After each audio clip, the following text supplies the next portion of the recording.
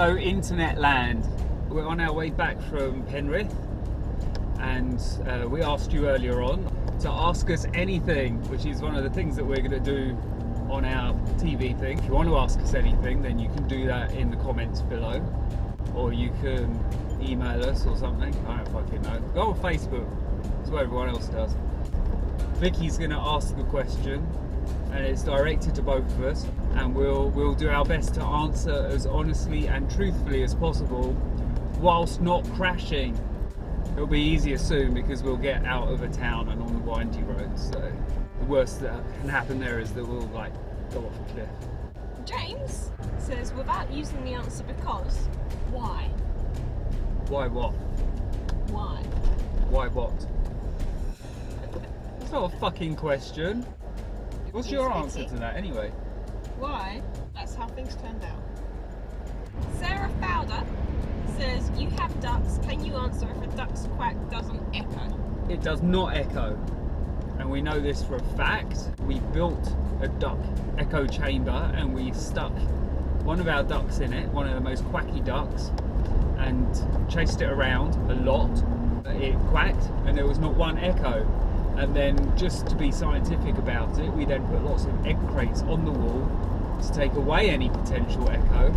And oddly enough, at this point, it did start to echo. We suspect that that was probably another duck in the distance that could hear it and was quacking after it. But no, is the short answer to your question. My answer is that, yeah, a duck's quack does echo. I think I've seen it on some Mythbusters or something, and they do echo. So what he just said might be flawed. Beth Hughes says, I'm pretty sure I've seen Zion answer this one before, but I have a shite memory, so screw it. It's a bit like this. Been a fan since God knows when, but sadly it was a little after you guys talked.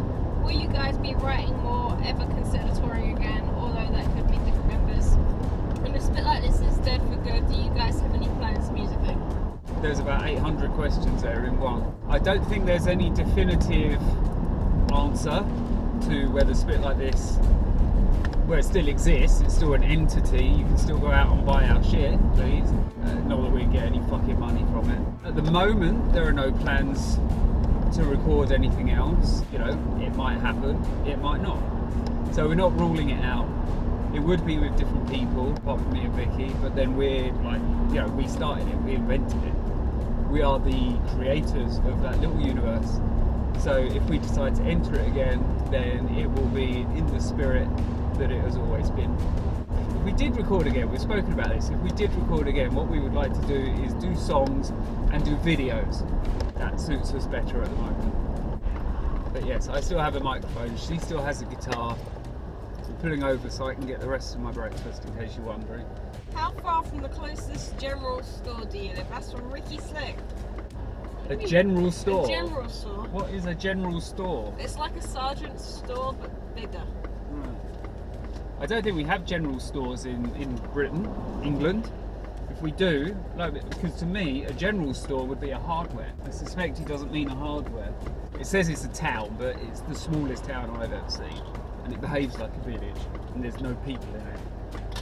It is 4 miles away, and there you will find small shops that do small things and specialist shops that do specialist things. For a supermarket, we have to go to either Penrith, which is where we're coming back from, or Hexham, and both of those are about 22 miles away, which is about 17 degrees Fahrenheit. What? Well, they might have a different system over there. It's in America. Creation or evolution? The concept of God viewed on a rock and roll Spit Like This perspective. This is from Panch Gaza. There is no God, only Zul. Anyone that's followed me on Facebook for more than about 5 minutes knows my feeling on God. I cannot get my head around grown adult human beings believing that there is a God. The annoying thing is that people that I like and respect believe it, so I have to somehow try and excuse them. It's beyond my comprehension that people can believe in anything other than the fact that we're just a happy accident. There are billions of planets, billions of stars, in billions of universes. So at some point, some weird kooky shit is going to happen, and everything's going to fall into place, which means that life occurs.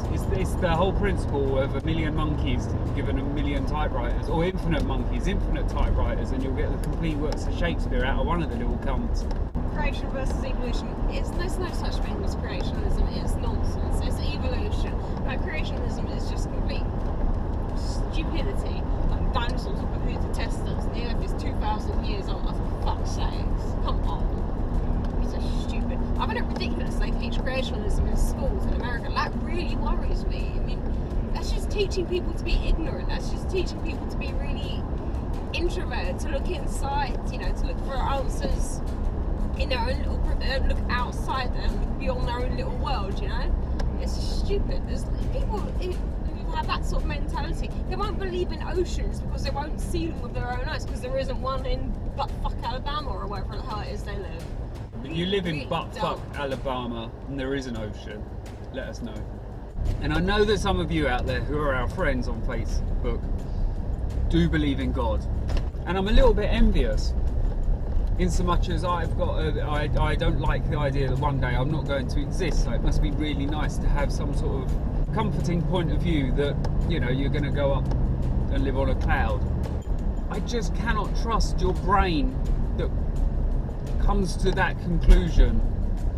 What I don't like is the fact that these people only don't go around murdering and raping and stealing because a book told them to. Not because common sense says those are not nice things to do. I'm not doing that because God said so. I wish you could see the view that I can see. There's no way that a god did that. That's plates crashing together, mountains rising. Not someone going, oh, let's stick a mountain there. And carry on, because we're going to have no friends left by the end of it. If you both had to be animals for a day, which animal would you be? That's from Gail Griffiths. I'd be a cat, because cats are awesome. You say to a cat, do this. The cat goes, fuck you, I'll do what I want. Yeah, I wouldn't be one of our cats, because one of them's deaf, and the other one's a little wobbly dwarf cat that lives on the floor. But I'd be, you know, I'd be one of the cool hip cats, but not one that gets run over, because that'd be rubbish. In my day as a cat, do you lick your bum bum? I would spend most of my day licking my bottom. And eating. Licking my bottom and eating and sleeping. Just get rid of your taste. Yeah. It'd be really cool to be some kind of bird, because the whole flying thing. So maybe I have peregrine falcon or something. Flying would be good. Yeah, that would be really cool. I think I'd go for maybe a dolphin as well, because you get to explore the oceans. So something that took me out of what I'm used to. I'd be probably a bird. Can't I be a cat with wings? No. Richard Defiant says, who are your top musical influences and favourite bands? See every interview we've ever done. My biggest influences are probably Adam and the Ants, and a lot of the bands that were around in the early 80s. Rock band wise, obviously, you know, I grew up listening to stuff like Motley Crue and Def Leppard and that kind of thing, which looked like fun, and I like the way they look. So I was going to say, actually, I was just about to say I probably based my look on them, but the whole Black Fringe thing. If you ever saw a band called Human League and their first Top of the Pops appearance, or the first Top of the Pops appearance I saw, it was a guy with black hair over one eye that wore makeup, and that always stuck with me, eyeliner particularly. So yeah, I think actually it's from Phil Oakey that I got that from, not Nikki Sixx as people might presume. The unfortunate thing is a lot of the bands that I really liked when I was growing up, are bands that we've ended up playing with, and they've not necessarily been the nicest people in the world. The whole don't meet your heroes thing. So that put me off them a bit. Musically now, I listen to a very broad range of music. I like exploring music that I'm not really so familiar with and don't necessarily understand how it's made. So I do actually like a lot of, not all of it, put a lot of hip hop and rap. I'm sort of bored listening to the music that I always used to listen to, and I want to hear new music, and there isn't new music around that when I listen to it I think, yes, this is what I've been waiting for. I'm not clever enough to invent it. Vikki? I'm going to answer that question by saying I'm going to be forming a female-fronted Kid Rock tribute act, which I'm going to call Chick Rock, and it's going to be me. I'm going to get a blonde wig and like some dungarees and shit, and grab my crotch and do Kid Rock colours. The Cadavers, what's happening? This is from Fraser. Hello, Fraser. Fraser Crane. Hello, Fraser Crane. Okay, it's not really. Oh, damn it. Meet the Cadavers. It's filmed. That much we know. It is in the can. That much we know. The original plan was that the co-director and the cameraman were going to do the editing with me sitting in as well, kind of going, no, do it like this, because that's what I do. But the cameraman got offered a job that he couldn't refuse, so that kind of took him out of the picture.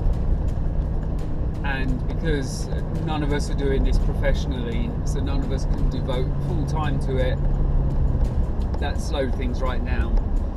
And then me and Vikki moved to the other end of the country, and the other directors moved to a different part of the country, so we're all kind of scattered around now. We did try another editor, but that didn't work out. That was a bit of a shock to me because I thought it would work out. But one of two things is going to happen. Either somebody who said yes, they can edit it is going to edit it, or more likely I'm going to edit it. At the beginning of the year, bought some editing software, and one of the reasons that we're doing these videos is so that I can get used to the software, so that when I start trying to edit Meet the Cadavers, I'm not just staring at the screen for 10 hours and nothing happening. Probably makes more sense for me to edit it. I know the story, I know the feeling that I want to get across. But obviously it's the time issue.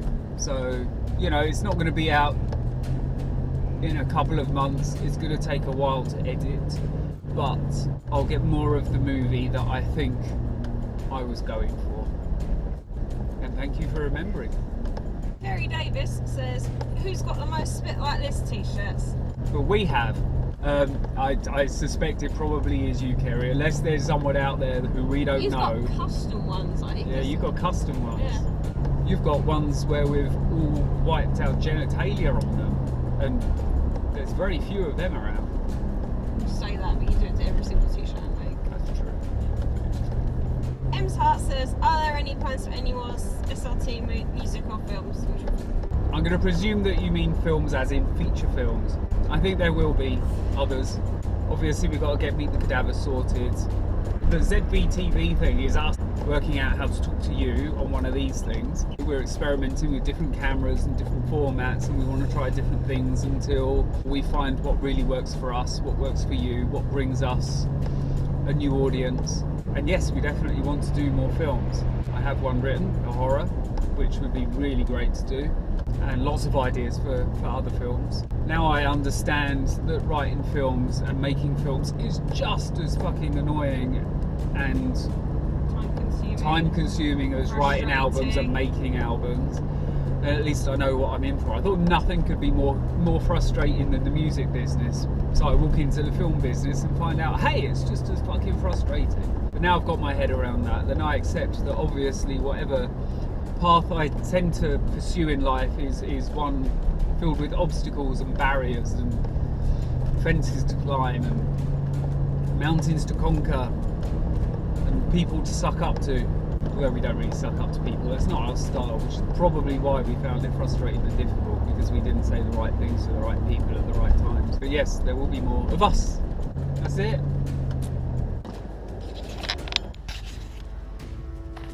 Thought I'd share this view with you. It's Hartside, which is about 2,000 feet up.